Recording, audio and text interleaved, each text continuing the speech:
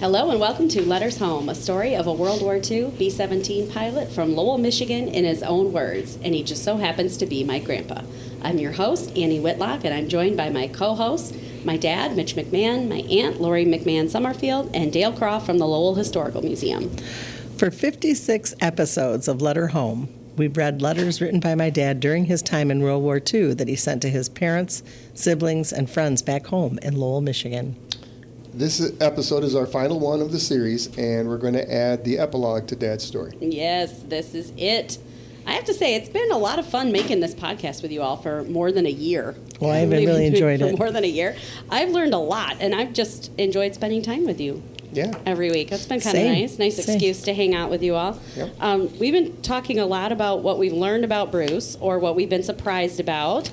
But to start today, I want to know, what have been your favorite memories of this past year making this podcast? Like, do you have any favorite memories of us making it, the episodes, the letters, like just anything from our year together here? Well, I'll start it off. Getting to know Annie. I've never really knew her. The last time I saw her, she was about, 32 inches long. And, I mean, I've never, she's done a fabulous job coordinating this all together. And my favorite thing is all the information that I learned about Bruce, like the link, learning how to fly in the link, and all the stuff he had to do that was required to fly a B-17. Just amazing. I mean, I had so much fun learning about the PA-38s and the C-47s and all the different kinds of planes. And, it was great. That's cool. And, of course, Bruce is a historian himself. But, I didn't know him that well, but I always enjoyed being around him. So that's cool. It was great. Good writer. I mean, a good writer. Yeah, fantastic. Yeah. Well, mine, I have a couple. First of all, the irony of finding the letter from that was great. the irony of finding the letter that he wrote to me when I was living in New Jersey, and that some of the information that we had already talked about or wondered, and then to come back and read it, and I had forgotten it completely. Everything in that letter I'd forgotten. And so that was interesting about Mom and... Like such a interesting, divine coincidence, right? It was. It kind of gave me goosebumps. It did. We've been asking all these questions. So for our listeners, I forget what episode it was, but randomly Aunt Lori came and said, I found this letter from 1984. 84 or whatever, 86, something like that, yeah. So, and it was Grandpa reflecting back on his time to you in a letter. And it was stuff we'd wanted to know. And it was like you kind of magically found it when we needed it. Yeah, that was so weird. And you had been looking up that, you'd been looking up some facts right there. And then the things that the listeners don't know is that I just could not say that tachometer, tachometer, yeah, right? The tachometer. Tachometer. Yeah. I still can't say it. And when I said tachometer, and I looked at the three of you, and we could not breathe for a long time. We didn't know if we'd make it through that episode. Well, there was one other word you mispronounced, but we won't talk about it. Yeah, I said a body part. Yeah, it was one of those ones that it was just, and everybody laughed at that one too. Yeah. Those were fun, and fun memories of spending the time here with you guys and learning about Dad. We would try to do these in one take, and I would say most of the time we do pretty well, right? We don't often stop and start over, but there were definitely times when we did, and it'd be one of us we just couldn't giggling or something. Yeah. I messed up the intro one time, which I've said 100 times, and just randomly one day just didn't read it. Well, that was the day. Actually, I've said it 57 times now. That was the day we talked about making mistakes, and we hadn't made it. We all said, well, Annie never makes mistakes. And that was the day that she's read the intro 50 times. Right. Oh, that's and she right. blew it. That's it. She's always been Mrs. Smooth and everything here. Yeah, not so much. Not that time. I'm just going to say I had a really good time reconnecting with you, Dale. We used to spend so much time together, being in the band in high school and all that. High school and band. And then, life happens, and so this has been really great, just hanging out with you every week. And I can't tell you, well, we have to thank people later. Yeah, we'll thank people. All right, I'll we'll get to it. We'll get to it. Spoiler alert, I'm going to thank Dale. But your favorite, you had an episode that you wanted to share. Yeah. Favorite That was your episode? favorite episode. Oh, yeah. Now it's definitely got to be the one with Susan, Sister Susan, because she's passed away, and my gosh. And now I know that I can go back and listen to her voice anytime I want to. Very cool. It's, Awesome. And she had such a good time. And there weren't a lot of good days after that, really, for her. And I think that was one of the really good ones. She really wanted to be part of it, which is awesome. I gave her a long letter to read, and she was nervous about it later. But she read it so well. It was beautiful. Yep. It was perfect. Absolutely. She was one take and nailed it. And she was talking about E.J. Doyle and Mom and all that. And then we found out contradictions to that later. Maybe. We don't. Maybe. Yeah. Well. Yeah. That's been fun, is listening to all of your memories of growing up. Yeah. And so now when I go to Aunt Lori's house with my kids, and then I get together with my cousins and their kids, I'm sort of like, this was what it was like. Like, I remember this now. Or there's like generations of times in your kitchen. Yeah. Oh, I love it. Yeah.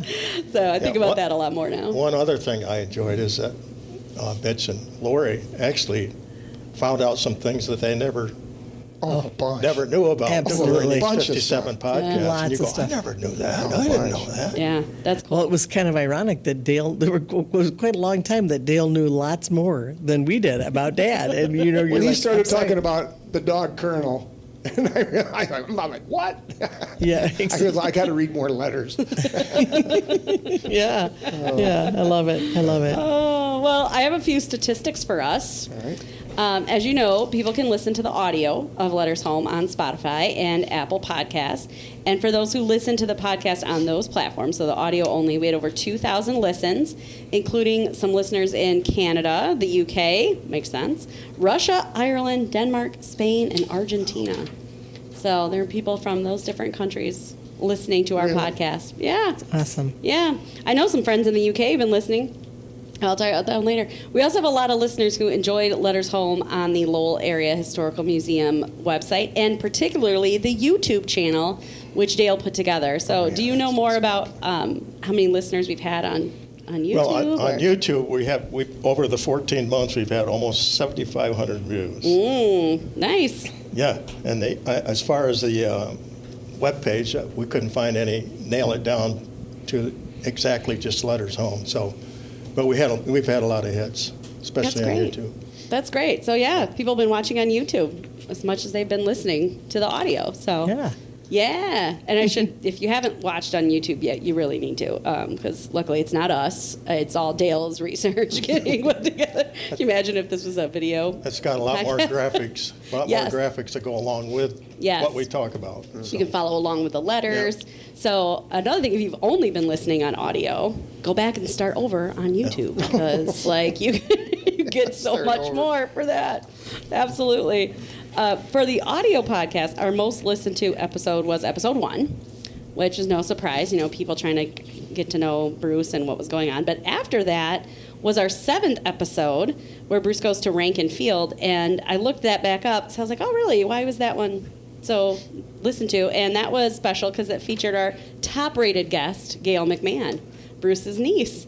Gail's visit was also one of my favorite memories. Oh, absolutely. She was also one that came in and was like, she just nailed it. And the things she remembered, being in her late 80s, the specific memories that she had of when she was like 4 and 5 years old. Just so sharp. That was the longest time I've ever spent with Gail. Was here in the podcast. So I was just so impressed really with her. So. Thank you. Yeah, we'll give more thank yous there. Yeah, she was one of my favorites. She was one of my favorite memories. We thought it might be a good idea to finish Bruce's story today by giving some updates on what happened with Bruce and his family immediately after World War II and a little bit beyond. For this, I did most of this research by just poking through the Lowell Ledger archives just a few years after the war and doing some searches for some names we know, but maybe some of you guys can fill in the blanks. We'll see. I don't know. The last letter we had from Bruce, which we read in the last episode, was dated September 28th, 1945, and he was waiting to be discharged from the Air Corps. Of course, he did eventually get to leave Dallas, and his official notice of discharge was published in the Lowell Ledger in November of 1945. And then he found out in January 46 that he'd been promoted to major to finish out his career. Which I thought was interesting. You get promoted like after you discharge, like for stuff you did at the end of the war. Maybe. And then that story, I don't think I've shared it on the air yet, where he told me where he had to go through a series of physical things before he was discharged. Right. And at the time he had to give a urine sample and gave the urine sample, but he didn't have to go to the bathroom. So he was in the bathroom with another guy who was being discharged, I think, and he had the gentleman give a sample for Dad, and then come to find out the gentleman had a high sugar content in his urine, so Dad had to stay, I think he told me another day. It wasn't a long time, it was just another day, but he was like, geez, Louise. Because that ending letter, we could tell he was anxious to get out. Anxious that he borrowed another man's pee to get out, and still it delayed him. Yeah, I remember that one. That's great. That's funny. But so he ended as Major James Bruce McMahon, which we don't see in any of his letters because that happened obviously after that. So gotta properly credit his rank here. I don't know exactly what he did for work in 1946. He talked about loafing for a while and going into business in a clothing store. We mentioned in the last episode that he bought property from the city for $75 in March of 1946. We don't know. You think that's the old homestead, or we don't know? Yeah, we don't know. It doesn't say. On the last episode, we were wondering which one it was, the house or the store. $75. I know, still, whatever that is, that price is amazing. We know he joined the Board of Trade to consult in the construction of the Lowell Airport. So that's cool. He was very involved on the Lowell Airport, which makes sense. And he was nearly electrocuted working on water mains in the city, another little tidbit that made the ledger in the 1940s, that he was nearly electrocuted. He was working a crane unloading water mains, and the crane got tangled in a power line. And the ledger said that 2,400 volts went through his body, and he, quote, felt groggy for a few days. And went back to work. What? Well, I didn't. This is the first I'm hearing of that, and because I knew that Uncle Jim had suffered a similar fate. Oh, my. So, I texted you last night or whatever and said, are you sure that was that? But you're showing me the article. But why wouldn't Dad bring that up when we talked about Jim's accident? But yeah. I don't know, maybe he forgot. He was groggy. He was almost electrocuted. And I think I told you, I don't think I shared it on the podcast either, but I've told you guys that I was at an eye doctor appointment in Lowell, and the gentleman recognized me or my name, must have heard my name, and then stopped and said, are you related to Bruce? And I said, yes. And he said, well, I remember him jumping from when we first got electricity out. It was an old gentleman, out a ways out of town, and how he would jump from one pole to pole, and he said he was like a squirrel.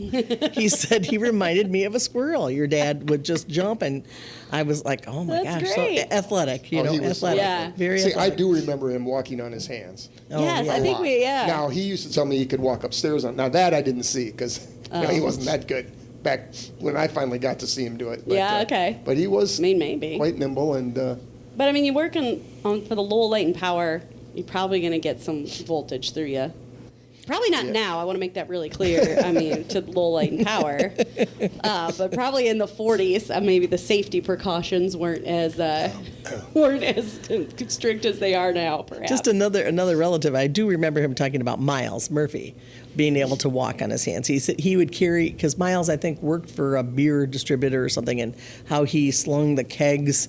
He would hang how strong he was. And Dad was obviously very impressed with people that had athletic ability and ran in the family. Miles Murphy was a good athlete too, and I thought he told me he walked on his hands as well. And he used to amaze me on the Hammond organ because he did the foot bass and played the organ and the foot bass, and I was just Good musician too. Yeah, that's right. We haven't talked. So much he about never that. discussed being nearly electrocuted. No. All right. Well, in 1947, Bruce did open the clothing store with Ed Reynolds, his brother-in-law. It was called McMahon and Reynolds, and this was one of the most interesting things I found out. One of the promotions that he ran in the store was a football pick'em contest. So you picked football games for the week. He must have had a sheet of them, and you dropped them off with your picks at the store. And if you got the most right for the week, you got a free necktie. So that was like one of the store promotions. And I think this might have been the start of our love of sports gambling, Dad. Oh yeah, sure. I think he invented the parlay card. I think he did, or close to it. He did tell me that he invented sidewalk sales. Now, honest to God, you remember that? Yeah, I He do. claimed his claim that he invented sidewalk sales and the automatic car wash, because in the power company he had hooked up something to wash the trucks, and it was a sprayer, and so it would wash the trucks automatically. So I got to throw that in there. Interesting. Inventor of the car wash and of sidewalk sales. Okay. What a renaissance man. Of course, and the inventor of parlay see. cards, Parlay cards and and- sports gambling. Did Yes. you write there the you car go. wash blues? Oh, I don't know. Working at the car wash? Yeah, maybe he wrote that. He was a musician. But yeah, I just thought that was funny. Of course, that he would have a sports pick'em contest. I didn't know. Again, something new right here on the last Yeah, episode. I know. Something- Billy. He also wrote about LHS football games and players for the Ledger. So he had articles written by him in the Ledger on like the front page during this time, like writing up, about the high sure. school kids and the Yeah. teams. Because I saw him write up stuff about Rex Collins and Ron Collins, my other grandpa and uncle on the other side of the family. So that was so he was, a writer, wrote for the paper, sports, obviously sports related. Also in Didn't realize that either. Yeah. Also in 1947, he and Margaret had another child, your brother Mike. Yep. Give him a shout out on the podcast. And it seems like by late 1948, they were living on Reservoir Hill, like in the house. I'm guessing. Maybe no, because No, that's not You're right. right. That's not, because Aunt Marty said she didn't move there till she was No. Well, 10. That's not where I. Right. Yeah, Okay. originally. But, okay, so here's how I'm guessing this, because there were a few mentions in the Ledger in 1949 that he had a band called the Aristocats. I'm somehow, I don't That's know. Okay. familiar, yeah. Where And did you that- find that? I searched and dug. I couldn't find anything. Well, I don't know. I've written down like the month that they're in. I should have been more specific, but I'll go it back feels, and It look. still He seems might have familiar. started building the house. in Maybe, 48 but- because he lived at the old homestead while the house was being built. Okay. I think And it it was okay. rented out to another family. Right. for a Okay, couple so years. that makes sense, because he and Marg were part of the Lowell Village Players Group, and the Ledger kept reporting that they met at the McMahon house on Reservoir Hill, at Bruce and McMahon's house on Reservoir Hill. Yeah, So that's yeah. why I assumed. But you're right; it could have just as easily been The other Frank and house. Lotta's house too, or whatever. But Dale, we got to get a local history update from you here. Who are the Lowell Village Players? Do you know anything about this group? Well, you really made me work on this one. 'cause Uh-oh. It was Too hard? I didn't find much, but I got a few tidbits. Okay. One was in the October 20th Ledger, it was headlined, Village Players Group holds first meeting. And guess where the first meeting was? That's what I'm saying. I think, right? It was at Bruce's house. Yeah, it was at Yeah. October 24th, 8 o'clock at the home of Mr. and Mrs. J.B. McMahon on Reservoir Hill. And then farther down it goes about this, and then it says, remember, acting is not only interest in an organization of this kind. In order to succeed, we will need members for active committees in set construction, lighting, property, casting, play reading and selection, directing, finance, and membership. Then on December 29th, 1949, headline was Wonderful Christmas Season Prevails Here Despite Bad Weather. And it talks about at Richards Park, the Lowell Community Chorus and their president, Bruce Walters, led the choral sing. The dramatic effect arranged by the Lowell Village Players. Then it says, goes down to Mr. and Mrs. William Jones, Oh, yeah. Mrs. Clinton Christoph, and Charles Hill from the Village Players were costumed as men and women of Bethlehem. Oh. And Gretchen Hahn and Bob Hall as shepherds. Oh, wow. Then I finally found one of their plays. Okay, so they're like an That- acting troupe, but like a. Yeah, I have a picture. yeah, it I have was a picture group. of Mom on stage. It was I just don't December remember. I knew 22nd. Mom did stuff in college, but I didn't. This is all new to me. Okay. December 22nd, 1950, the play was called A Child is Born. And it had the cast, Margaret McMahon was Sarah. Then the kitchen at the inn was Bill Jones, was a soldier. Then Marta was a child angel. One of She the made her child debut early. angels. Aunt Marty, you're an angel. Then costumes was Ruth Jones. Lighting was Bruce McMahon, along with Charlie makes Hausman, sense. No, one that of makes his best all friends. makes sense. And then Margaret McMahon was in charge of program and tickets. And of course, there's a lot of names in here we all know. Bill Jones was in charge of business. There's Hausman, which was one of his friends. There was Forrest Buck. Oh, wow. I love this. Donna Jean Ford. They put on plays. So there was a bunch of them in there. So that was it. I asked even Luann and all our people that know how to find stuff.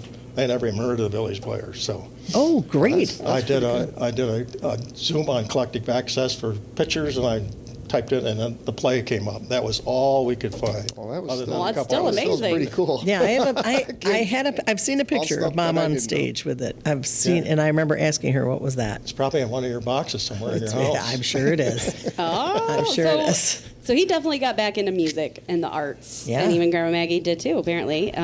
We do know he eventually owned and operated the Lena Lou in Ada, which yeah. we have talked about this on this podcast, which had many musical acts play there over the years, right? Like he would get local bands and stuff to come in, or he would play. He played a lot, yeah. Do we know? I still don't know if we ever talked about when exactly he owned the restaurant, though. When you guys were kids, but like when did it start? I've got the article of when he. I know, but I Bought it? couldn't find it. When, Well, I had the article of when he bought it from Lena Okay. and Lou. I just, you know, Annie, I'm good with those dates. Anything with numbers, forget it. I got to look at. I got to take a picture. So yeah, I I was had just wondering that. if he went. Aunt Marty and her thing said he worked for a car dealership and then bought the Lena Lou. I was just trying to figure out like I when think did it the was a clothing gas store station. stop? I think he had a gas station too. Oh yeah, that was Yeah. before the war. We talked about that. Yeah. Jack Lally. I was just trying to think like when did the clothing store stop? That I don't know. I don't know. But Well, yeah, it's still there as Los Portales. yeah, I'll have to check that out next time One I of go the in few there. buildings that have survived. I'll go in. Dad, I found your birth announcement in the ledger in thank goodness. 1952, so it's legit. But sadly, your name is spelled incorrectly. What? Mitchell only had one L. So either the ledger messed that up, or your parents were just too tired after what? Kid number 4? You're number 4 of 6, right? Yeah. Yeah, it was a tough one. I'm Mitchell Allen McMahon, and Mitchell and Allen are the two maiden names. Yeah, Mitchell is Mom's side of the family. Yeah. Oh yeah. Yeah, but okay, but who's made? All right, I can find that. I'm sure I can know that one. I know Alan was hers, obviously. And but- Anna Mitchell was a part of the. Yeah. Grandma Right. Mitchell, yeah. Okay. Yep. Okay. Well, even worse was that I couldn't even find a birth announcement for Aunt Lori. How about Kevin? Well, I didn't. Okay, admittedly, I didn't look for Uncle Kevin because I didn't know what year he was Oh, born, and I okay. didn't look. And he's not a host of the podcast. There you go. Sorry, There Uncle you go. Kevin. He's a He wanted listener. to come on as a guest. I would have looked him up, but There you go. But the ledger But he was still didn't. doing those? No, they were still doing birth Okay, announcements. all right. Sorry, Lori. I'm just good. I looked all through June. I thought maybe it's just really late. I don't know. Maybe I got to go into looking in like July. You were born in 1960, right? I was born Not in to reveal 1960. your age no, here, I don't but mind. like I don't mind a bit. And I do remember. It's funny because I don't even think it was just Kevin and I. I think there might have been, maybe it was Mitch, Kevin, and I. But I remember the baby book, and I remember I didn't have a baby book, but I shared it with somebody else because there was some. Maybe mom said, well, they didn't even get the Mitch's name right. We're not even going to bother with I mean, Lori. Aunt Lori is the 6th kid of 6, so yeah, Yeah, maybe they thank were you. like birth announcements. I we did have a forgot. birth certificate. I remember. seeing Yes, that. we know. Yes. How many pictures are of you, Lori? Not many, but How I did many- make a how Christmas. many pictures of Marta? A whole photo. A of lot, her, right? a lot. I had The my last own. one I was had my own lucky. Christmas card though. Yeah, you I had had- two of my own Christmas cards. Yeah, we talked She about that on this soloed on a couple of podcast. I Christmas soloed cards, those. Yeah. Yeah, that was Talked great. about that. All right, but I just thought that was funny. I was like, oh, I'll find, because I found Marty, Mike, and Susan's, and then I skipped ahead. Sorry, Uncle Kevin. And I went to, I'll find Dad's, and then I was like, I'll find Aunt Lori. But I'll go see if Kevin made it. I'll let him know. It's all right. There we go. We talked about this before, but Margaret did go back to teaching in Lowell. So she had stopped to go work at Willow Run. Willow Run. Willow yeah. Run, and in the war effort, and I'm assuming stopped for a while to have kids. And went back part time. Did you- okay, And this shared is that with Aunt Ruth. Yeah. Shared the employment with Aunt Ruth. Aunt Ruth would teach in the morning, Mom would teach in the afternoon, and in between they would watch each other's children. That's amazing. My That's wife so Jody great. had that split classroom. so Yeah, she Jody both. had both Mom and That's Aunt Ruth. amazing. Yeah. That's so funny. Well, and it was funny because Rex had also had Mom as a teacher. Really? Oh yeah. My other grandpa, yeah. Oh, yeah. Oh, wow. Well, she'd been a Spanned a teacher that long long, couple so why not? generations there, yeah. She retired in 1984 and died in 1991. Bruce never really stopped working, and I remember him working at L&D Hardware pretty much till he was, I don't know, in his 80s, right? I mean, Oh, Yeah, yeah. he worked Yep. a long time there. because I remember being like, Grandpa still goes to work? Like, why? Like, Well, it's because all He's his fun to keep it. kids still needed appliances, and L&D Hardware, we got a pretty good discount. Sweet. Shout out to the well, he to the worked Lalleys. with, yes, I was going to say, so he worked at L&D Hardware with his cousin Jack Lally, so that's probably part of it, Yeah, right? Because yeah. he hung out with It was- his cousin, who he was very close Yep. with. And of course, we mentioned this before, Bruce died in 1998. We have to update a little bit about some of the other characters in the podcast. Sadly, Lotta passed away in 1947 of a stroke, so she didn't live much longer past the war. Frank retired from Lowell Light and Power in 1959, and the little park on Reservoir Hill was named after him, Frank J. McMahon Park. We just visited, Aunt Lori and Dad and I just visited not too long ago. Had my girls go check things out. Did you all play there when you were kids? Like, were you I did. aware? Oh, yeah. sure. Were Well, we you played there before it was the park. Right, but then were you aware it was like this Grandpa Frank's park? Oh, yeah. yeah. Yeah, we were. Okay. I remember the dedication. I remember Oh. Gerald Ford coming up there, and that huge boulder that the plaque is attached to. Yeah. Was actually 50 yards south of there, and I remember you wouldn't remember. No, this. I don't. It was at the edge of the Ritzma property, kind of right where the reservoir parking lot started. And if any of you know the stone, I remember using it as a horse. I would get on and pretend I was a cowboy. Oh, it is. It was Oh, just yeah. the perfect size. It's shaped Sure. the right way. And Yeah. It's a perfect shape. And I remember Makes just sense. doing that a lot. Oh, yeah. Me too. Me too. Just wandering off from the house and going over and sitting on that rock for a long. I was a little upset when they moved it, to be honest with you. But Had put a plaque on it. You're like, Yeah. that's my good horse. I don't remember Grandma Lotta at all, obviously. Right, but yeah. but I remember Grandpa, and I remember I really admired him, and he was so religious, and he took us to school every day. He went to mass every day. Yeah, that's what Aunt Marty had said. And He I went do to remember church every playing day. in his upstairs apartment. And it was a lot of fun visiting the old homestead the other day. Yeah, It was thank you really- to Brian Knutstroth Yeah, and we were Julie. able to- That was really That's- something. thank you very I saw much for My letting us go in. old room, and when Yeah. I was three or four. That's Go see just Frank and nuts. Lotta's old house, and then we're... I know by the age of 5 we were in your house, but yeah, before that. They've done a beautiful job, and they've discovered window panes and things in the walls, Yeah. and so they knew what outside Yeah, doors Frank were. and Lotta's or old outside. house. It was wonderful, really wonderful to see that. Well, Frank lived Yeah. a long life. He died in 1962 at the age of 88. So, I mean, considering all the stuff he did, right? Mm-hmm. Bruce was always worried about how much he did it when he was in his 70s, hanging wires and whatever. He's like, you're going to have a heart Oh. attack. He lived to be Oh, yeah. 88. Sadly, the same could not be said for Bruce's brother, Roger. Roger ended up being discharged from the Army at the same time as Bruce in November of 1945. Roger opened a law office in Lowell above Christensen's drugstore, and he helped veterans coming back from the war, which I thought was really nice. He ran for prosecuting attorney of Kent County in 1948, and he won, of course. And then one of his most famous cases was the Lonely Hearts serial killer couple, which I didn't know. I would never have guessed anything about this if you hadn't have brought this up, Dad, just a few weeks ago. But that's a whole crazy story, but it's this couple that had committed murders in New York, and then they fled to Grand Rapids and murdered someone in Grand Rapids, and they were apprehended here in Grand Rapids, and Roger, played a role in getting them extradited to New York, and then he later testified at their trial where they were convicted. So Roger makes the paper a lot because he's like part of this famous trial going on in New York, which is crazy.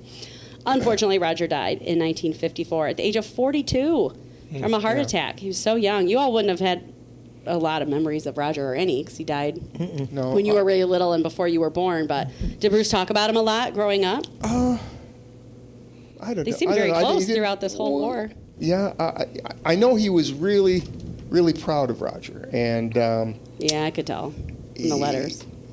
I remember him telling me because he took some heat for Dad had an integrated jam session at the Lena Lou on Sunday nights, and I remember him telling me that that wasn't very popular with a lot of people.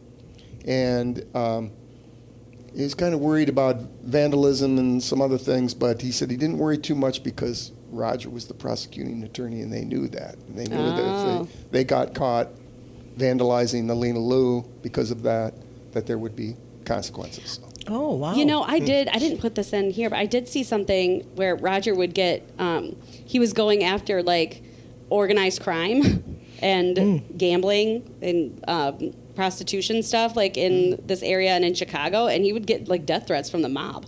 Oh, wow. Roger would. It's like great. know that. The Ledger would report that, yeah. Really? Yeah. Wow. No, Yeah. I didn't know that. That's wild. He lived a very crazy life. Short one, too, age of 42. That's way too young. And 1954 was a tough year for the McMahons, as Bruce's sister Marion died that same year at the age of 51, also very young. So that's very sad. And Byrne became the head of the electric sprayer company, we think, in 1945, but maybe also opened an appliance store. We don't know. We need his still family's figuring this input. out. Yep. He and Helen had 2 more children after Judy and Jill, the Jays, including your cousin Pat and I'm Byrne. very close to Pat. We spent a lot of time together growing up. I spent a lot of time in that house, which is now where our guest podcaster Annette and Mark Ritzma live. Yeah. And I spent a lot of time there. And I knew, and Buzz was Byrne Jr. Yes. Buzz was Mike's age, and so I knew him real well. But I would only see. I remember being surprised that there were other cousins because Jill and Judy showed up one day. I'm like, who are these people? Well, they were quite a bit. I mean, there was a big gap. Yeah, there was an age gap there. There was a big age gap there. Oh, my goodness. Well, Byrne died in 1969 at the age of 62, and Helen lived until the year 2000. So she lived a long life, too. Yeah. Any other lasting memories of Bruce's parents and siblings? No, just made mention of Mark Ritzma and his parents with Joe and Lloyd. Joe and Lloyd Reynolds. They got together quite a bit with Jill and Judy and the other cousins. They often had them up to the house and had more family reunions. And so I do remember, I would see them on occasion, and they were closer to them than I was. So, so I'd be like, oh, those are my cousins, but I was younger, and Ellen and I would be, they were at that house more often, yeah. I remember Byrne Sr. really well, and he was kind, he was quiet, and what I didn't know was what a craftsman he was. Right, yeah. That's another thing I'm really thankful for, learning just a lot more Very about creative Byrne. guy, Yeah, for he sure, was. and then able to Really pretty much smart. build anything that he wanted. Yeah. Yeah. Well, over the course of this podcast, we've had several mysteries come up, some of which we later found the answers to, some of which listeners told us the answers to, and others we just never did. Our first big mystery was who was Kitty, and that first came up in our second episode. We figured out that it must be Kitty Charles, someone who worked at the Lowell Light and Power with Frank. Early on, we also wondered how Bruce got that German civilian medal, which we think he must have taken from a German. However, we know that Bruce was never shot down or spent time in Germany, so that remains a mystery. Yeah, I don't know. Any guesses there? You mentioned a Nazi helmet that might still be in your woods. Yeah, I don't know where that came from. But. Yeah, maybe someone else gave it to him. Someone else that he knew and thoroughly gave it to him. But I remember just seeing that medal with the swastika on it, and being like, "How would you get this?" Right. Right. Yeah. So Souvenir. You had to just pick it up along the way somewhere over there. somewhere, yeah. And then Just like the helmet, it was. The one picture that I have of Dad with that you didn't like seeing the pictures of, there's a whole bunch of them around. And they're making fun of Hitler. Yeah, they're making fun of Hitler. Yeah, so, whatever, yeah. Yeah, out of context, not great. But Right, right, exactly. But you know the context. But maybe that was probably maybe they that could be. acquired That's some true. of that stuff. That's true. Well, another one of our mysteries was who is Barney, but we actually solved that one because we figured out that Barney was Bruce's nickname for Byrne, for his brother Byrne. 98% sure. Yeah, I'm sure. I'm pretty sure. Okay. We never did completely solve Byrne's rebus letter, though, to Bruce. You remember the pictures? The letter that was all pictures that he sent to Bruce in England? Has anyone tried to tackle that again recently? No, but we should look at it again. We should. I spent a long time on just figuring out You really did. what I did end up figuring out. We can get the salutation still. We have not quite figured out. I should post it again and see if anyone can figure that one out, because that's an interesting That's an interesting mystery we never did fully solve. There were also a lot of Lowell names that we never did fully figure out. So even though we don't have any more episodes to talk about it, please send us any information to the Lowell Historical Museum. If you have any as you're catching up on the podcast, we still want to know. I still want to know. Anyway, people that Bruce mentioned in his letters, all the heck of that stuff. Yeah. All right. Well, we're going to wrap up here. We could not have done this podcast without a lot of other people. And I think it's only fitting that we end this series with some final thank you. So each of us are going to thank some people who have been instrumental in helping this project. And so we'll start with Dad. Well, Roger McNaughton for the music. Oh, yeah. I mean, wow, what a difference that. It would be hard And to so imagine. fitting. Hard to imagine So the fitting. podcast without it. It's the most professional part of this podcast, actually. By far. By He's far. so talented. By far. And what a kind individual. What a great soul he is. Yeah, he composed the intro music and the music you hear behind the letters, right? Like solely for this podcast, right? Yeah. Yeah. So Yeah. that's amazing. And Yeah. Talented man. Yeah. much And so. I do, coming back around, I do want to thank Dale. I mean, Yeah, for sure. I remember when Dale said, here's this box of letters, and Dale said, well, you've got to save those, and you got to scan those in. You got to scan them. And I'm thinking, I'm not going to do that. that would take weeks, maybe months to do. And I've got the letters right here anyway. And Dale said, well, I'll do it. And I said, no, no. Give me a year. What we divided up in years. And you did a year, and then weeks later you would call me and you would have another batch, and we'd go out to your house, and then you would give me the flash. The flash drive would fill up with these letters, and gosh, I'm so grateful. That I really am. I mean, and then I started reading the letters, and I'd go back on the computer to sit down and read a letter or two. And I'd look up, and I had read, I'd been reading for an hour and a half. Yeah. I couldn't stop.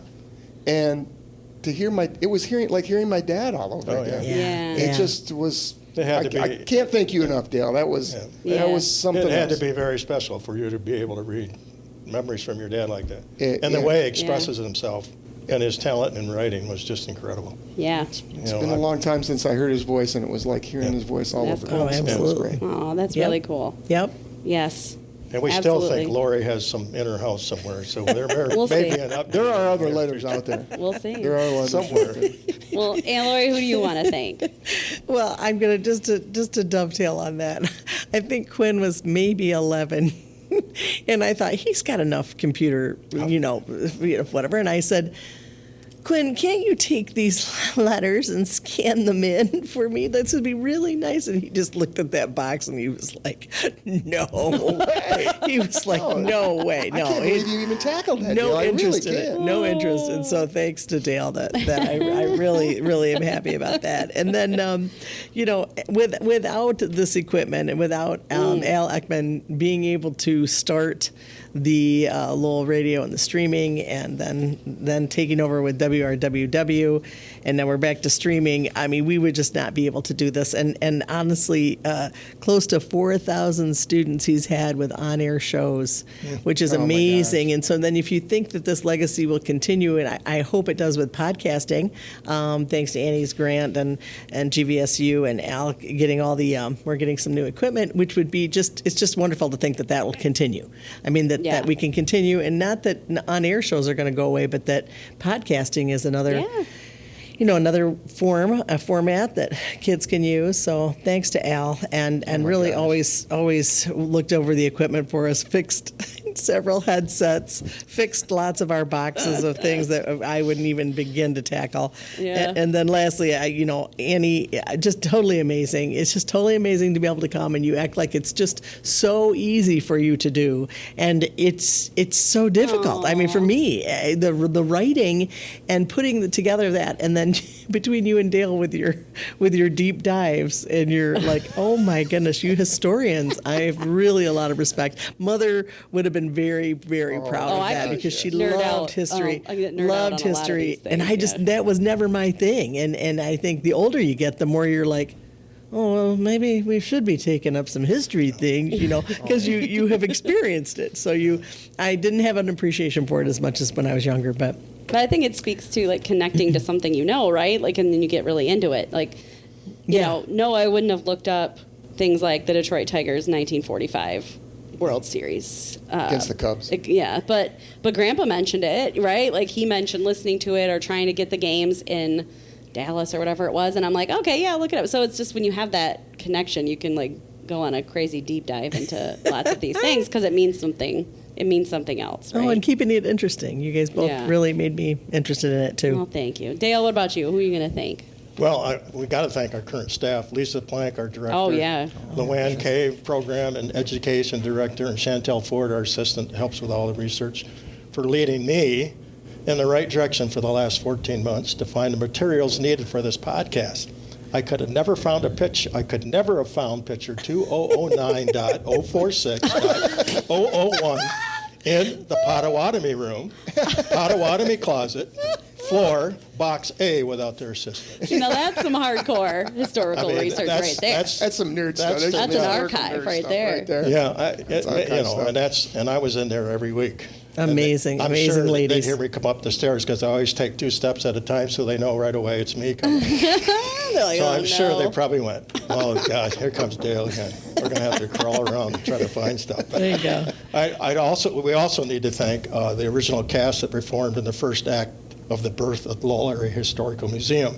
Oh. In 1989, their foresight of the importance of our community's history continues to play today to enrich, delight, and inspire our community with our rich culture and heritage. And these people are Ivan and Carolyn Jane Blau, Jim Doyle, Artis Barber, Linda Barnes, Doe Dye, Gordon Herbnet, Pete Hoffner, Dan Pipe, Stephen Doyle, Jack Meisner, Marge Harding, Jim Reagan, Jean Staub, and Judy Staub, which was our first director, and of course Luann Cave, my cousin, who for the last 24 years, when the museum opened in 2001, in 1989, it was the group getting together and trying to get, and then they get the Graham House, and they got one side of it set up and then the next side. But Luann started it 24 years ago. She began logging and classifying the first of our current 25,000 artifacts Oh my God. that have been donated by Lowell residents. So that's where you get the number 2009.046.001. So don't forget, we're open Monday or Tuesday, Thursday, and Saturday 1 to 4.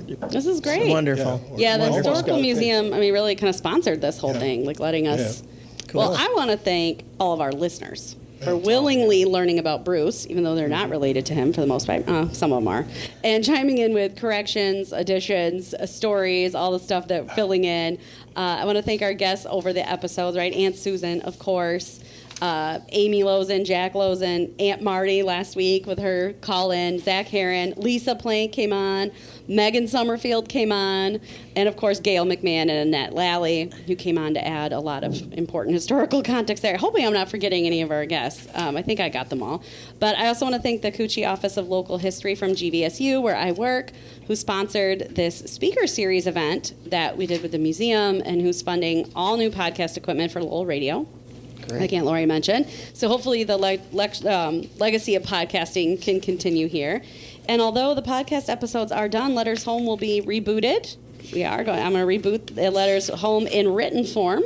We're working on something with the Lowell Ledger right now to have some regular articles appear there with some bonus content that's not featured on the podcast. And hopefully a Letters Home book is in the works.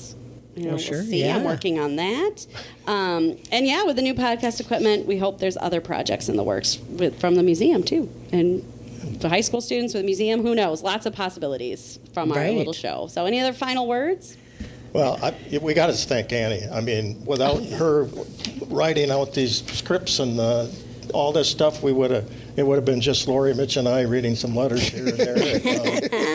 And we wouldn't have incorporated Lowell history, we wouldn't have incorporated world history, which I learned so much from and learned about our community. So, Thank you. Fantastic. It really hasn't felt like work at all, which is kind of it's been a lot it's the of work fun. I do to put off my other work. I'm supposed to do. Anybody have any? If you're not doing something, I think you go crazy, don't you? Yeah. Any other connections to Hollywood or something where we can pitch a little offshoot for Masters of the Air? Yeah. We can focus in Let's on could play a couple. Frank. Yeah. I've got the bald head for it. Yeah. We'll see. But Well, coming soon. I still have to watch that. We'll go with a rewatch podcast. All right. How about that? Well, once again, thank you for listening to Letters Home. Our episodes will remain on Spotify, Apple Podcasts, and the Lowell Historical Museum website and YouTube channel. And if you're listening now to this last episode, go back and start it over. I can't imagine. Do it. The digitized versions of Bruce's letters will also remain at the Lowell Historical Museum website, so you can read Bruce's own words. You can also follow the Lowell Historical Museum on Facebook and the Letters Home podcast on Instagram at Letters Home Lowell. Please check out music by Roger McNaughton. He's got lots of it. Please stream lowellradio.org and continue to support the Lowell Historical Museum, please. Thank you all for listening to Bruce's story.